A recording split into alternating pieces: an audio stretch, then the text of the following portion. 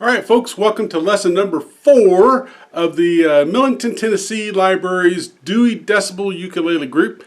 And in this lesson, we're going to talk about tuning. All right, so in our group, we're using the saying, George Clooney eats ants, to remember the notes of our 4 strings. So for string number 4, we have G for George, C for Clooney for string number 3, and then E for string number 2, eats, and then A for string number 1, ants. So George Clooney eats ants. I've also heard good children eat apples. So whatever works for you to remember those notes. So the first thing I'm going to talk about is the old way, the old style of tuning your ukulele, which was to tune it to itself. Now what that means is you would just pick a string, tune it to where you thought it was close, and then tune the rest of your strings to that string. And the reason this was done is we didn't always have digital tuners or online tuners, and so you just had to tune it to yourself. And then when musicians would get together to play, they usually had to kind of negotiate or agree who was in tune, and then everybody would tune to that person. Now lots of times they'd try to tune to a piano. If you had a piano in a church or something, that was often tuned by a piano tuner that had tuning forks, and so when he tuned the piano, it was really in tune, and then everybody would tune their instruments or string instruments to the piano. But lots of times you didn't have a piano, so somebody had to negotiate who was going to be the standard, and then everybody would tune to them. So to tune your ukulele to itself, again, you would take your top string, your 4th string, tune it, and then for a standard tuning, you would put your finger on the 2nd fret of the 4th string and actually tune that to the 1st string, and make sure that those are in tune with each other. Next, you would go down to the 5th fret of the 4th string, and you would tune that to match the 3rd string. Now those are going to be an octave off from each other, so high, low, but again, those would be the same note. And then you would go to the 4th fret of the 3rd string and tune that to the 2nd string, and make sure those are the same note. And then you would go to the 5th fret of the 2nd string and tune that back to the 1st string. Verify that those are also the same note. So 2nd fret of the 4th string and 5th fret of the 2nd string are both tuned to the 1st string. So that's how you tune your ukulele to itself.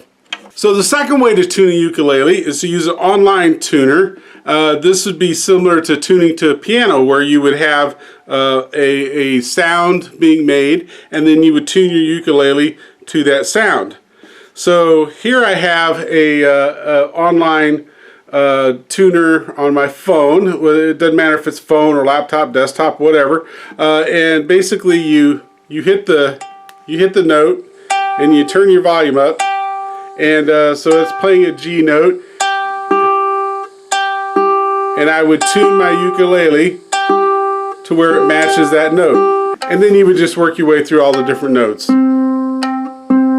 So the next way to tune your ukulele is with a digital tuner. This happens to be a Snark. That's the type that I usually buy, and it's just a frequency tuner. We'll turn this to where you can see it, and turn it on here. There's many different brands of these digital tuners, and basically you hit the string and it tells you what note you're playing. So we play G for George, C for Clooney, E for eats, and A for ants. And it just tells us what note we're playing, and we tune it to that. Pretty easy.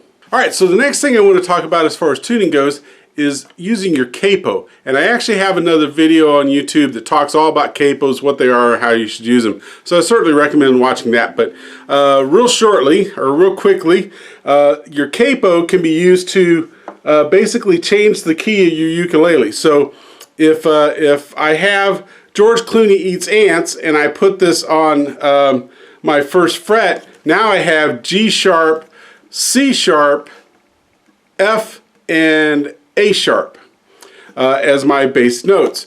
So what this does is allows you to change the key. So if you have a song sheet that's written in the key of C, but you go to play it with the record and you find out the recording is actually in the key of C sharp, because singers like to sing in weird keys like that to match their voice. This allows you to actually play a C as though your first fret was the nut.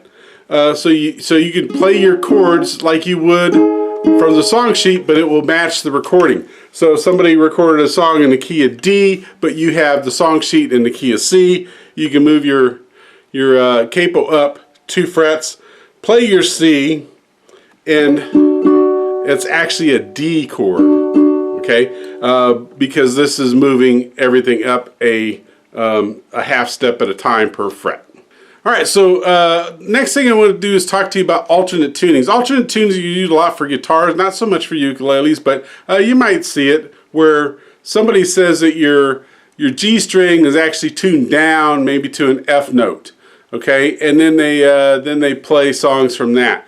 Again, you won't see it a whole lot. Now, in my songbooks, you will see lots of times I tell you if you want to play this with recording, tune everything down a half step because it's a lot easier to make a song sheet in a key that's up a half step for open tuning. But if you want to play with the record, you're going to have to go down a half step. So you would just tune all your notes down a half. So a G would tune down to an F sharp, your C would tune down to a B, your E would tune down to a D sharp, and your A would turn down to a G sharp. So you may see that every once in a while. All right, the last thing I want to talk about as far as tuning goes is if you have a ukulele that has a low G string. So this ukulele has a low G, and so if I were tuning it to itself instead of playing the second fret of the 4th string to tune to my 1st string, they're not going to match exactly because this is a low G. It's an octave lower than your G on a regular ukulele.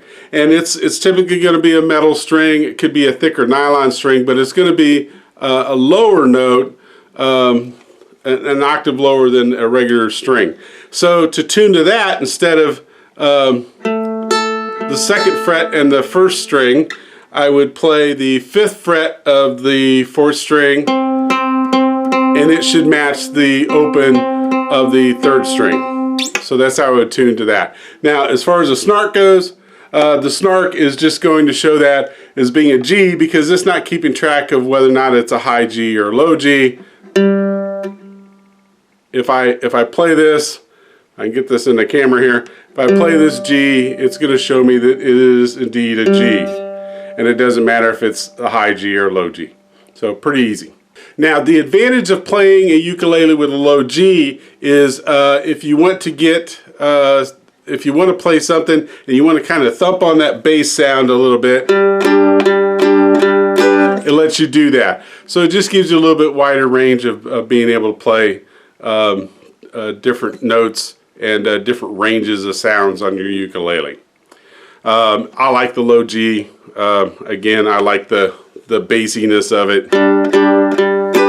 So there you go. That's everything I know about tuning your ukulele and the different things to consider as far as tuning and how to tune it. And hopefully that helps you.